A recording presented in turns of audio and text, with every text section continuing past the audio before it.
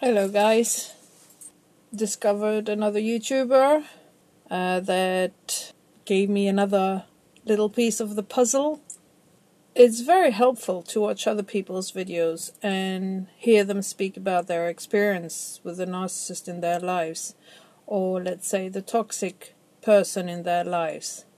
It's nice to hear how they see things, how they analyze those tactics. You always hear something new. So, watching the video, Narcissistic Parents Rob You of Your Dreams, from Against All Odds. So she was telling the story about her dancing, her wanting to dance, and having the parent discourage her. Her father, precisely, discourage her. And yet, the day of her wedding, when she did a nice performance, and when the father learned that she had it on tape, he asked for the tape. And she reacted in a way, no. And I was amazed when she expressed the reason why she said no, which is very logical. I would never have thought about it before. To understand that way of thinking they have. So the reason she said no is because she wouldn't allow her father. She doesn't understand why her father would brag about her now and take the narcissistic supply from the people that he would show that video, saying, see my daughter, you know what she did, isn't she a good dancer, and I don't know what, and take that glory in which he didn't participate at all, that her becoming a good dancer and doing a nice performance was not thanks to him, because he discouraged that all her life. And made me think of, well, it's not exactly the same, but it is in a way. Like my mother, she always talks about her grandchildren to people. I mean, when they see you, the first thing they tell you, oh, and your mother, she loves her grandchildren so much, and she's always talking about them and all that. And the house is full of pictures. She's got them on the fridge. She's got them everywhere, the grandchildren. But on the other hand, when she phones up, she never asks about them. She never asks. I mean, she might do it once a year, and that usually would be when it's hoovering time, or trying to be nice, to bring up some bad news after, or something like that. But it's never really out of interest that she's going to ask about her grandchildren. And this is very clear, because when you start talking about your children to her, she will cut the conversation and change it. I mean, she will only listen to a certain point, and she will listen just to the minimum, and then the rest doesn't interest.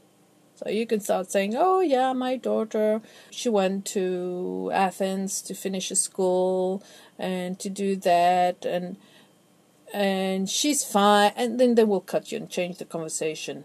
It's okay. She got what she needs to know. That's more than enough. Thank you very much. Not interested. Kind of. That's exactly how it is.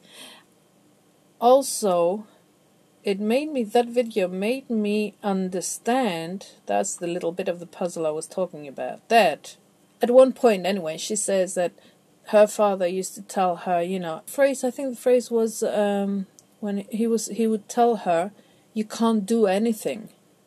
Something like that anyway.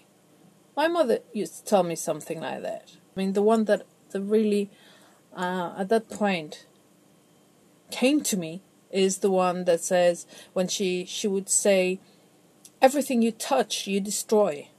And while I was listening to that video, that phrase came to mind. Everything you touch, you destroy. And the last time I think she said that to me was about, was the period that I used to come and visit her when we first moved to the other island, and I was coming back in the winter and visiting her so that she doesn't feel lonely and abandoned and all the things that she made us understand that she was feeling because we left. And we had a really bad fight, but she was mostly talking, and I just blacked out completely. I mean, I was sitting on a chair and I couldn't move. I was not even listening anymore. I was going woo, woo, woo. It was attack after attack. They can go in these modes, where they're like on you and you're useless, you're this, you're that, and this is why that, and that one said that, and they continue on like this. Imagine 10 minutes of that is like hours. So that was a time that there was no fight because I was so amazed at what I was hearing, It was just too much for me to handle anymore. And I was like, And she said that thing, everything you touch, you destroy. And I suddenly realized that explains why.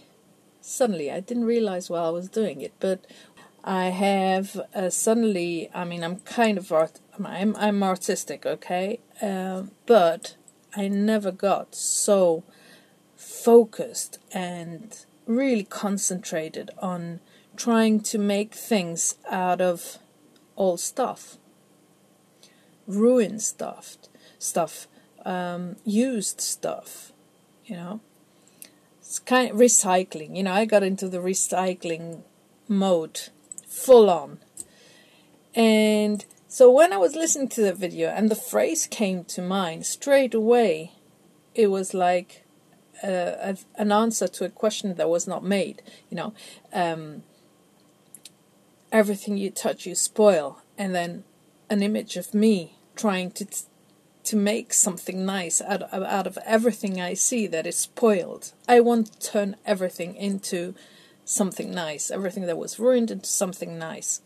I love garbage picking, and when I mean garbage, I mean things in the garbage, old lights or whatever, mirrors or frames, whatever, and retouch them, okay, and make people say when they look at it, wow, did you find that in the garbage?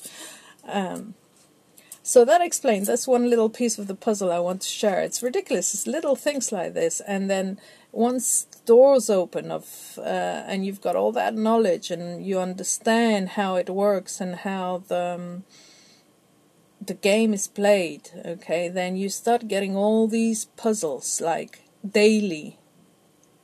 I get these, whoa, oh, that explains this, that explains that.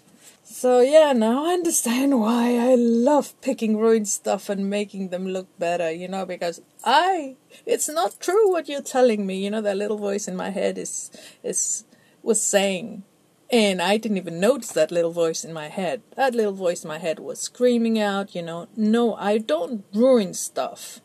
I fix stuff. I make stuff nicer, and I'm going to prove it to you. And I spent like the last 6 years doing that. But only for myself, because she never comes to where we are. She doesn't see the things I make anymore. I don't show her anymore. I've stopped showing her, because every time I showed her, I would get a negative reaction, or not reaction, a negative comment. The thing is, they do it with a glove, like, so you show her something, before you tell her that you made it, she knows that you're showing her something you made. So she's like, oh, what an ugly woman. Who is this? She's not criticizing the picture you made, but she's criticizing the person in the picture, for example. So it's the same. So I stopped showing her what I make. But I was passionate about that for quite a long time. Well, I think I only stopped now. Still, I like to fix old stuff. Crazy, huh?